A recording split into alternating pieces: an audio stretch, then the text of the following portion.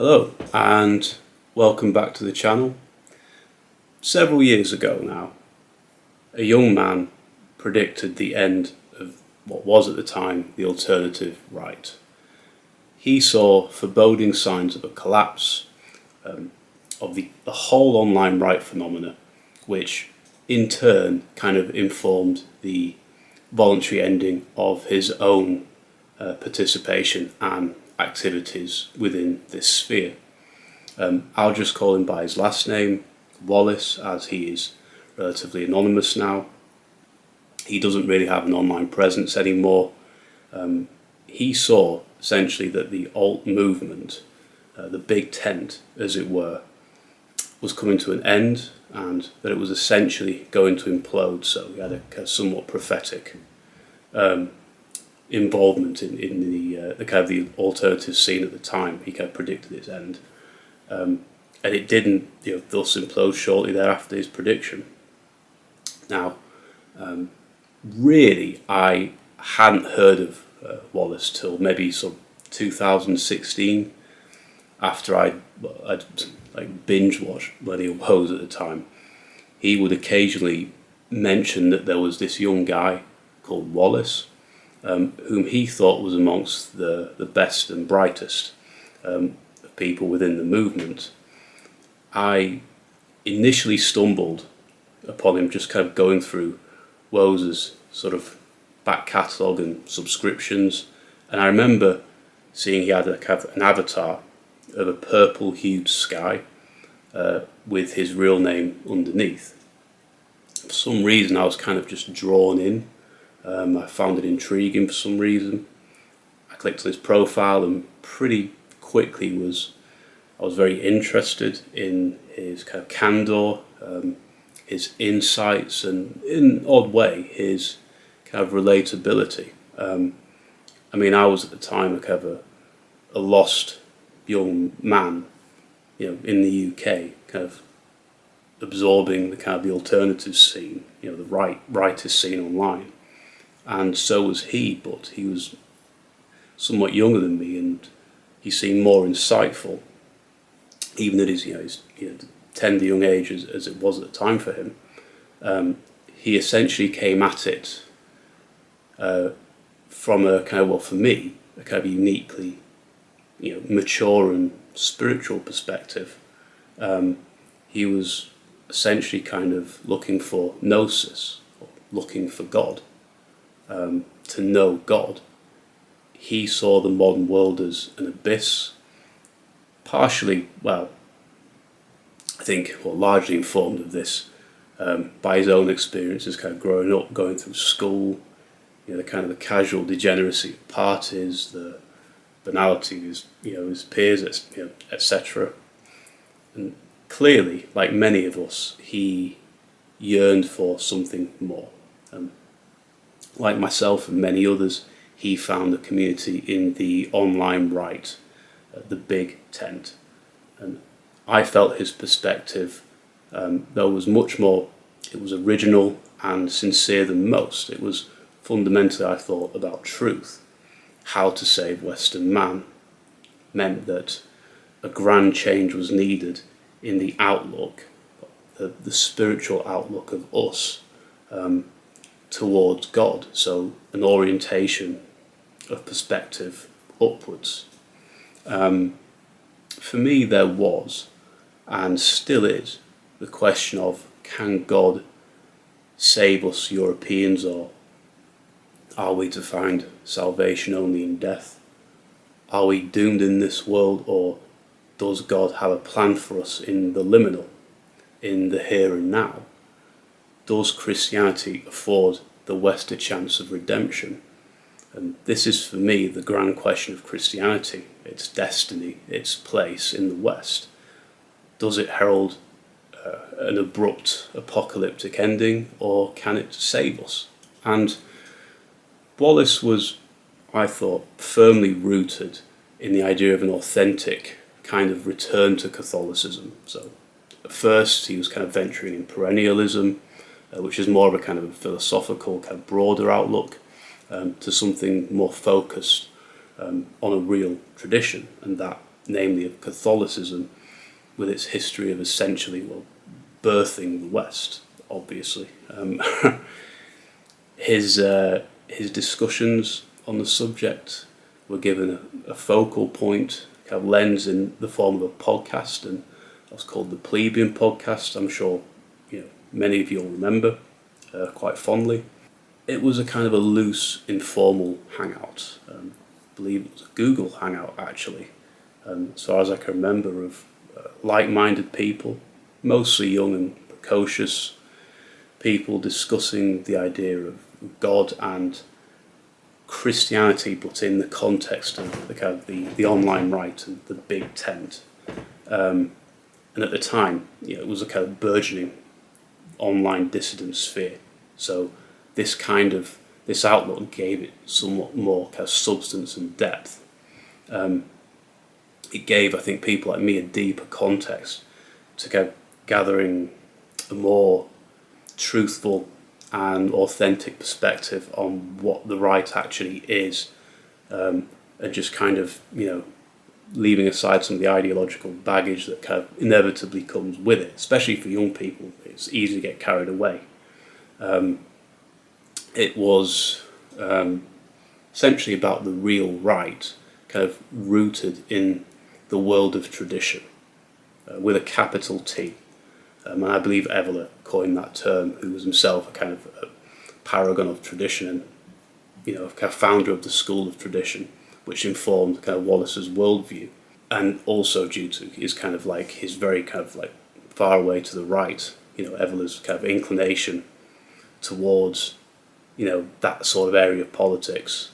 I think as a philosopher, and how that influenced his kind of religious worldview, very much in terms of the West, almost in kind of like Spenglerian terms, in steep decline, ultimately informed the Plebeian Podcast and how that kind of seeped into the kind of wider online sphere. And all of this kind of just carried on for some years, and all the while I felt kind of Wallace becoming more interested, kind of slowly, gradually, in kind of his own personal development and journey into the faith, as it were, into the wings of the church, and give, real life meaning and kind of context into his, what was his online journey, actually kind of walk the walk. And this was kind of part, I think, of his kind of turning away from the movement. But I think it's also kind of reflective of, at the time, the kind of gradual subsumation, the inevitable collapse of the movement itself. And as he predicted, it kind of ossified and it became sort of brittle, in part due to its kind of ideological concentration and moving away from the spiritual side of things. So the decline of the movement politically effectively ran in tandem with the dissipation of the Plebeian Podcast and his own kind of personal journey kind of into growing up and adulthood and moving away from the kind of the online sphere, which was in decline. Both were kind of going ultimately in different directions. Ideology and spirituality were effectively separating, resulting in the eventual but inevitable implosion of the big tent. And it's a shame because they were a motley crew. It was quite kind of funny how you could have very involved and academic discussions about very heavy topics, and at the same time, all of them usually from kind of young people of a very tender age, with not much kind of experiential perspective there. It's just kind of kids going through, I don't know if you could even call it a midlife crisis, but almost like an old life crisis, if anything. It was a curious and interesting artifact, I think, for anyone that watched it, and it was a pity that it went away. I can't help feeling, though, that it ended a bit too abruptly, kind of almost like the baby got thrown out with the bathwater. I personally myself lean to a much more kind of pagan perspective, I did even back then, but I felt like this insight into the world of tradition, as it were, was invaluable and somehow kind of very important to where we go next.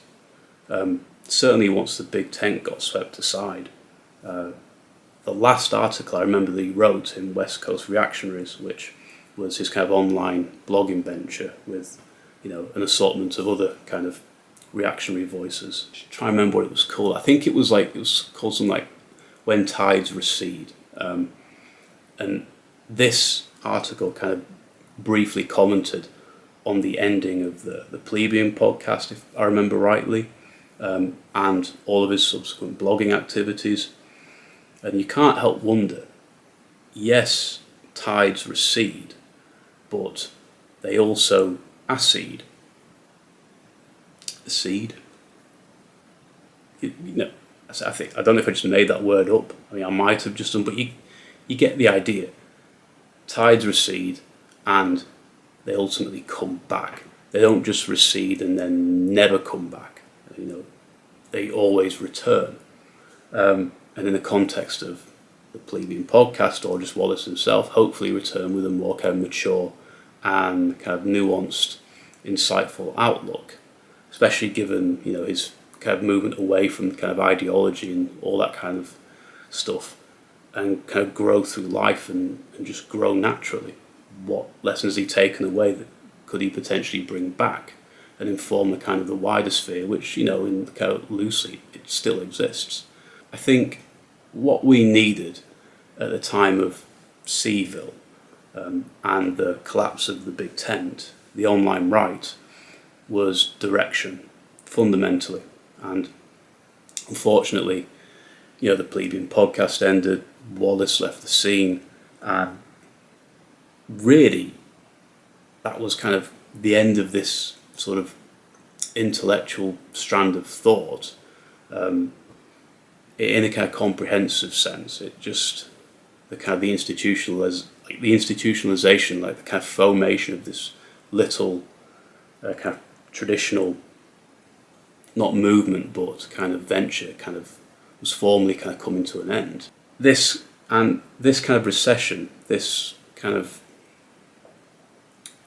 this receding tide, ultimately seems like I think it's called the Benedict solution. It's kind of personally reverting to a more kind of isolated, sort of kind of monkish, cloistered existence away from everybody else, and to sort of delve inwardly and sort of transcend the modern world and kind of just orient meditatively kind of purely towards God and to find answers there. But you can't help feeling that there's a tendency there that kind of fits well within the kind of the modern ambit of decline, in the sense of the kind of the atomized and deracinated individual. I mean, you see this in kind of MGTOW movements talking about going monk mode, and you can't. I'm not kind of crassly kind of comparing, the kind of Benedict solution with kind of MGTOW illusions like that, but you kind of see the tendency there. It's I think it just kind of leans there's almost like an inclination to the sort of the idea of furthering a kind of a loss away from community, ultimately, towards what is needed most, which is that we come together and we sort of form communities again, and kind of we can foster a kind of a new kind of spiritual outlook that's positive. Whereas kind of going monk mode, as it were, you're not really going to find anything there ultimately. We need to come together, and it may well be that people have kind of very pious views and so on, but it's just not going to help us. We need coherence, form, beauty, and we're only going to find that by literally kind of forming a community of sorts. Personally, I like the idea of transcendence, even though I'm not avowedly Christian. I think it's important for the kind of fostering of kind of new generative kind of neo-reactionary movements online, and the decline of Christianity itself has left an indelible kind of Gothic stain on us, and we shouldn't just dismiss it or wash it away, because ultimately it's a part of us. We're covered in the ink of its mess, its beauty, and perhaps Faustian man can orient himself upwards again, look towards the sun, and not face the same fate of Icarus. Perhaps we can learn from the lessons of the West and its decline, and we can be enriched from it, as opposed to just kind of seeping into despair. For Wallace himself, personally, I do have a kind of somewhat whimsical hope that maybe he could one day come back, triumphantly. But no, I mean, really, obviously a more kind of low-key affair, and maybe kind of make his way back into what could be maybe a new online sphere on the right that will hopefully have matured, and maybe we could see a more kind of, a more introspective and perennial outlook that itself has evolved and matured as well. So, as all tides recede, and so do they flood. Thanks for watching.